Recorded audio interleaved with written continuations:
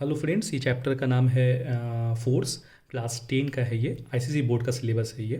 Physics CBSE board वाले बच्चों को भी हेल्प करेगा, ऐसी बात नहीं है, क्योंकि ये सब चैप्टर क्लास 11 में भी आपको मिलेंगे। बट 10 के लिए, आईसीएसई बोर्ड के लिए बहुत इंपॉर्टेंट चैप्टर है ये। देखिए, इसमें दो इंपॉर्टेंट पॉइंट है, मोमेंट ऑफ फोर्स और इक्विलिब्रियम है। तो उसमें सबसे पहला जो टॉपिक है, जैसे हम लोग 9 में थोड़ा पढ़े थे, फोर्स के बारे में पढ़े थे, तो ऐसे मैं उसको थोड़ा डिस्कस कर देता हूँ कि 9 में जो हम लोग फोर्स पढ़ते थे वो क्या पढ़ते थे। फोर्स हम लोग पढ़ते थे, फोर्स का जो एप्लीकेशन जो हम लोग पढ़ते थे, एक रिजिड बॉडी के लिए, दूसरा नॉन रिजिड बॉडी के लिए पढ़ते थे। अभी रिजिड बॉडी क्या होता है? रिजिड बॉडी वो होती है जिस पे आप फोर्स लगा के आप उसके शेप और साइज को चेंज नहीं कर सकते। तो शेप फोर्स लगाएंगे और शेप और साइज चेंज नहीं होगा तो उसे रिजिड बॉडी कहते हैं, ठीक है। और किसी बॉडी में आप फोर्स लगाते हैं और उसके शेप और साइज चेंज हो जाते हैं तो उसे नॉन रिजिड बॉडी कहेंगे। सिंपल सी बात है। एक गुब्बारे को ले लीजिए, एक बलून को ले लीजिए, अगर आप उसमें फोर्स लगाएंगे तो गुब्बारे का शेप और साइज चेंज हो सकता है, ठीक ना। पर अगर सॉलिड बॉडी ले लीजिए, एक ईंट ले लीजिए, एक ब्रिक्स ले लीजिए, एक कार्ड ले लीजिए, कुछ भी ले लीजिए, सॉलिड चीज़, कोई ठोस चीज़ ले लीजिए, एक किताब ले लीजिए, कॉपी ले लीजिए, कुछ भी ले लीजिए, अगर आप उसमें फोर्स लगाते हैं तो उसके शेप और साइज में कोई परिवर्तन नहीं होगा, नो चेंजेस। इसका मतलब समझ में आ गया कि रिजिड बॉडी किसे कहते हैं, नॉन रिजिड बॉडी किसे कहते हैं, ये आपको समझ में आ चुका है। इसमें दोनों में एक कॉमन पॉइंट ये है कि जब आप फोर्स रिजिड बॉडी में लगाएंगे तो मोशन होगा और नॉन रिजिड बॉडी में लगाएंगे तो भी मोशन होगा। ये एक कॉमन पॉइंट है, क्योंकि देखिए मान लीजिए रिजिड बॉडी है, अगर मैं इसमें फोर्स लगाऊंगा तो बॉडी देखिए मूव कर रही है, ठीक ना। अगर मान लीजिए यहाँ पे गुब्बारा भी होता, अगर मैं फोर्स लगाता तो गुब्बारा भी हवा में कुछ देर के लिए उड़ जाता। इसका मतलब ये हुआ कि किसी भी रिजिड बॉडी या नॉन रिजिड बॉडी में अगर आप फोर्स लगाते हैं तो मोशन का होना अनिवार्य है, ये तो पॉसिबल है। उसके बाद देखिए, अभी हमको रिजिड बॉडी के लिए कोई डिस्कस करना है, क्योंकि रिजिड बॉडी हमारे सिलेबस में है। तो जब हम लोग किसी रिजिड बॉडी में फोर्स लगाते हैं तो होता है मोशन, और मोशन से दो प्रकार के मोशन क्रिएट होते हैं। एक मोशन का नाम है लीनियर मोशन, उसको हम लोग ट्रांसलेशन मोशन भी कहते हैं, और दूसरा मोशन जो होता है उसको हम लोग रोटेशनल मोशन कहते हैं, उसको हम लोग रोटेशनल मोशन कहते हैं। तो रोटेशनल मोशन किसके लिए होता है ये बताता हूँ, पर उसके पहले मैं थोड़ा सा लीनियर मोशन का बता दूँ। मैं लीनियर मोशन जो होता है वो किसी स्टेशनरी बॉडी के लिए होता है। जैसे कि मान लीजिए एक बॉल था, एक लोहे का बॉल या कोई भी एक बॉल रखे हो आप सरफेस पे, और आप उसको धक्का दोगे तो बॉल सामने की तरफ मूव कर जाएगा या किसी भी दिशा में मूव कर जाएगा। तो देखिए, किसी भी दिशा में मूव करेगा मतलब नॉर्थ, ईस्ट, साउथ, ऐसी कुछ दिशा में मूव करेगा ना। 4 दिशाएं होती हैं, 4 दिशाओं में कोई एक दिशा में मूव कर जाएगा। तो ये जो मोशन हुआ, ये डायरेक्ट, ये जो उसका जो जब वो बॉल मूव करता है किसी भी एक पर्टिकुलर डायरेक्शंस में, तो उसको हम लोग कहते हैं लीनियर मोशन कहते हैं या ट्रांसलेशन मोशन कहते हैं। बट मान लीजिए ये एक सॉलिड बॉडी है, एक रिजिड बॉडी है। जैसे कि हम लोग को मैं पहले भी कह चुका हूँ कि रोटेशनल, ये रिजिड बॉडी पे दो प्रकार के मोशंस होते हैं, एक लीनियर मोशन, एक रोटेशनल मोशन। लीनियर मोशन तो मैंने आपको कह दिया, लीनियर मोशन किस में होती है भाई, रिजिड बॉडी में होती है। कौन सी रिजिड बॉडी में? सॉलिड स्टेशनरी रिजिड बॉडी में होती है, ठीक। अब रोटेशनल की बात करता हूँ मैं, रोटेशनल किस में होता है? रोटेशनल भी रिजिड बॉडी पे होती है। किस टाइप की रिजिड बॉडी में होती है? तो याद रखिएगा, पाइवटेड रिजिड बॉडी में होती है। ये पाइवट का मतलब क्या होता है? जैसे कि मान लीजिए ये पेन है, ये पेन देख सकते हैं, ये पेन जो है सॉलिड है, इसके एक कॉर्नर को मैंने पकड़ लिया। देखिए, जब एक कॉर्नर को मैंने पकड़ लिया तो इसका मतलब ये कॉर्नर जो है इसका क्या हो गया, पाइवटेड हो चुका है। जैसे कि आप ऐसे सॉलिड चीज़ें कहाँ कहाँ पे देख पाएंगे? घर के दरवाजों में बच्चा, देखिए घर का, अगर मान लीजिए घर का दरवाजा अगर ऐसा होता है तो वो हिंज किया रहता है किसी एक कॉर्नर से। देखते हैं ना, दरवाजा आप ऐसे खोलते हैं, ऐसे बंद करते हैं तो वो हिंज किया रहता है, उसको हिंजिंग कहते हैं। तो वो हिंज किया रहता है, फिर आप दरवाजे में ऐसे फोर्स लगाते हैं तो खुलता है और बंद होता है। तो इसका मतलब ये हुआ कि कुछ ऐसे चीज़, जैसे कि फिर आप कोई, मान लीजिए आप जैसे कोई एक सर्कुलर आर्क ले लीजिए। देखिए मैं सर्कल लिया हूँ, एक आर्क लिया हूँ, या एक्स ले लीजिए।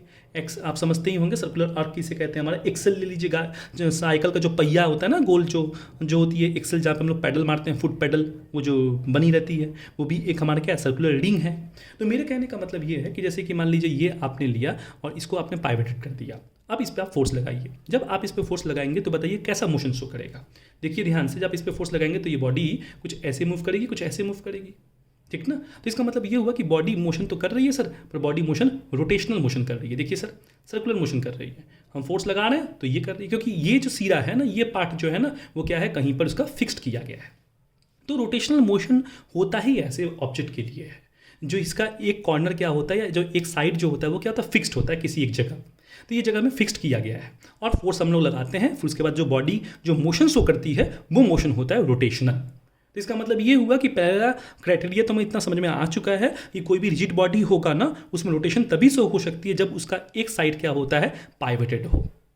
अब एक साइड हो या सेंटर भी पाइवेटेड हो सकता है। जैसे कि एक रिंग लोगे ना, तो देखिए रिंग को मैंने क्या किया, सेंटर में पाइवेटेड कर दिया हूँ, ठीक ना। इसको सेंटर में पाइवेटेड किया गया है, इसको सेंटर में पाइवेटेड कर दिया गया है, ठीक ना। इसको सेंटर में पाइवेटेड किया गया है, तो सेंटर में पाइवेट किया। अब देखिए आप ऊपर से अगर फोर्स लगाएंगे तो ये रिंग क्या होगा, घूरेगा, ठीक है ना। ये क्या रिंग जो सर्कल, ये जो एक्स है हमारा, एक्सल जो है वो क्या होगा, घूमेगा, रोटेट करेगा जब आप इसमें यहाँ पे फोर्स लगाएंगे। तो आप मान लीजिए ऐसे फोर्स करते हैं, ऐसे फोर्स लगाएंगे तो ये रिंग एक्सल ऐसे मूव करेगा। ठीक उसी प्रकार से जैसे मैं यहाँ पर एक एग्जांपल दिया हूँ कि यहाँ पे मैंने बना दिया आपको एक रूलर बना दिया मैं, और उस रूलर को आप फोर्स लगा रहे हैं। कैसे फोर्स लगा रहे हैं, ऐसे। ये रूलर मान लीजिए यहाँ पे बंदा, यहाँ पे पाइवेटेड है, आप फोर्स लगाएंगे तो रूलर ऐसे मूव करेगी, या रूलर को आप ऐसे फोर्स लगाएंगे तो रूलर ऐसे मूव करेगी। तो रूलर दो डायरेक्शंस में मूव करेगी, टॉप या बॉटम की तरफ। अब इसको टॉप बॉटम तो बोलेंगे नहीं, जब रूलर इधर मूव करेगी तो हम लोग इसको क्लॉकवाइज कहेंगे, है ना। ठीक, मान लीजिए अगर आप ऐसे लगाए हैं, ऐसे ऐसे पाइवेटेड किया गया, और आप ऐसे फोर्स लगाएंगे तो ये एंटी क्लॉकवाइज हो गया। तो मेरे कहने का मतलब ये हुआ कि आपको इतना समझ में आ चुका है कि रोटेशनल मोशन तभी होता है जब कोई एक पॉइंट क्या होता है उसका पाइवेटेड होता है। वो दरवाजे भी हो सकता है, घर का जो दरवाजा होता है उसमें हिंजिंग किया रहता है, जहाँ पर फोर्स लगाते हैं दरवाजा रोटेशन करता है। एक सर्कुलर आर्क हो सकती है, एक हमारा क्या बोलते हैं, एक कोई हमारा रूलर हो सकता है। तो अब मैं ये कहना चाहता हूँ कि क्या कारण है, बता सकते हैं आप मेरे को, जो रोटेशन मोशन होता है। तो रोटेशन मोशन का होने का कारण क्या है, सिंपल सी बात है, रोटेशन तभी ना हो रही है जब आप फोर्स लगा रहे हो। तो देखिए बेटा, जब आप यहाँ पे फोर्स लगाओगे तो रोटेशन होगा, सिंपल सी बात है। तो यहाँ पे कंडीशन लिख दिया गया है कि factor affecting turning of the body. तो टर्निंग का मतलब ये होता है रोटेशन ऑफ द बॉडी। तो फैक्टर अफेक्टिंग कौन कौन से फैक्टर है जो बॉडी को टर्निंग ऑफ द बॉडी में रोटेशन ऑफ द बॉडी होने के लिए मजबूर करते हैं, कौन कौन से कारण हैं, कौन कौन से चीज हैं जिसके कारण हमारा बॉडी रोटेशन शो करता है। सिंपल सी बात है बेटा, एक फोर्स, देखिए मैग्नीट्यूड ऑफ फोर्स, आप फोर्स दे रहे हैं कितना जोर से, या आप फोर्स जितना जोर से लगाएंगे उतना बॉडी मूव करेगा। तो एक तो हुआ फोर्स, और दूसरा क्या हुआ, देखिए लिखा हुआ है the distance of the line of the action of force from the axis of rotation. Force from the axis of rotation, इसका मतलब क्या हुआ, देखिए ध्यान से, जब आप फोर्स लगाते हो ना तो इसकी एक्सिस ऑफ रोटेशन मतलब कहाँ से रोटेट करती है, बॉडी यहाँ से रोटेट करती है, इसको एक्सिस ऑफ रोटेशन कहते हैं। जो हमारा दरवाजा होता है ना, जैसे कि जो हमारा दरवाजा होता है, मैं आपको दिखाता हूँ डायग्राम बनाकर। जो हमारा दरवाजा होता है, जैसे कि मान लीजिए ये हमारा डोर है, मैं आपको एग्जांपल देता हूँ। ये हमारा दरवाजा है, ये दरवाजे कुछ ऐसे होते हैं हमारे, ऐसे। तो ये हमारे डोर है ना, तो ये जब डोर है ना बेटा, तो आप यहाँ पर फोर्स देते हो। जब आप यहाँ पे या इस साइड फोर्स देते हैं, आप इस साइड भी बोल सकते हैं कि इधर मैं जब फोर्स देता हूँ, तो जब इधर फोर्स देते हैं ना आप, जब इधर फोर्स अप्लाई करते हो दरवाजा भीतर की तरफ जाएगा ना, मतलब दरवाजा क्या होगा, इधर जाएगा, इस साइड जाएगा। तो हो सकता है दरवाजा आप इधर फोर्स लगा सकते हैं, आप इधर भी फोर्स लगाएंगे तो दरवाजा इस साइड जाएगा, इधर फोर्स लगाएंगे तो इधर जाएगा। तो मेरे बोलने का मतलब ये हुआ कि ये जो फोर्स आप लगा रहे हैं, ठीक, ये रोटेशन असल में हो कहाँ से रहा है, देखिए तो ये एक्सिस लाइन है ना, ये जो है इसी को हम लोग एक्सिस लाइन कहते हैं, एक्सिस लाइन कहते हैं। यहीं से बॉडी मूव करती है, फोर्स आप यहाँ पे अप्लाई करते हैं, ये फोर्स हुआ। तो मतलब मेरे बोलने का मतलब फोर्स आप यहाँ पे अप्लाई कर रहे हैं, और ये इसका क्या है, एक डिस्टेंस है, लाइन ऑफ एक्सिस है, इसे परपेंडिकुलर डिस्टेंस कहते हैं। देखिए तो इसके बीच में और इसके बीच में जो एंगल बन रहा है, देखिए ऐसे और ऐसे कुछ बन रहा है, तो इसके बीच में जो एंगल बन रहा है वो कितने का बन रहा है, 90 डिग्री का बन रहा है, 90 डिग्री का बन रहा है। तो मेरे कहने का मतलब ये हुआ कि दरवाजा है, ये डोर है, ये डोर पे जब आप फोर्स लगाते हो तो ये लाइन ऑफ एक्सिस जो होती है वो बॉडी को रोटेट करने के लिए हेल्प करती है।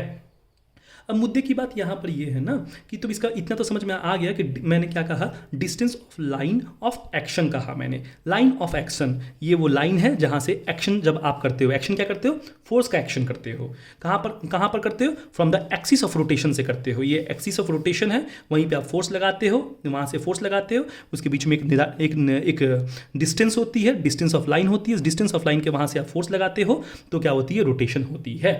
तो मैं क्या कहा, रोटेशन होने के लिए दो चीज़ चाहिए बेटा, एक फोर्स चाहिए तो हम लोग फोर्स लगाए, और एक डिस्टेंस ऑफ लाइन चाहिए, मतलब फोर्स और डिस्टेंस के बीच में एक दूरी चाहिए, ठीक ना, तो जाके होगा। जैसे कि मैं बताता हूँ और आपको क्लियर होगा, थोड़ा सा बने रहिए, मतलब क्लियर हो चुका होगा, पर मैं ये कहना यहाँ पर चाहता हूँ आपसे कि जब फोर्स होगा ना और डिस्प्लेसमेंट होगा तभी हमारा टॉर्क क्रिएट होगा, या बॉडी रोटेशन करेगी, और रोटेशन का कारण क्या है, टॉर्क।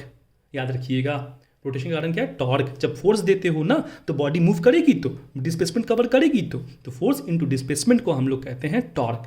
और टॉर्क क्या है, एक टॉर्क एक फोर्स है, एक टाइप का फोर्स है। किस टाइप का फोर्स है? ये फोर्स बॉडी को मूवमेंट करने के लिए हेल्प करता है।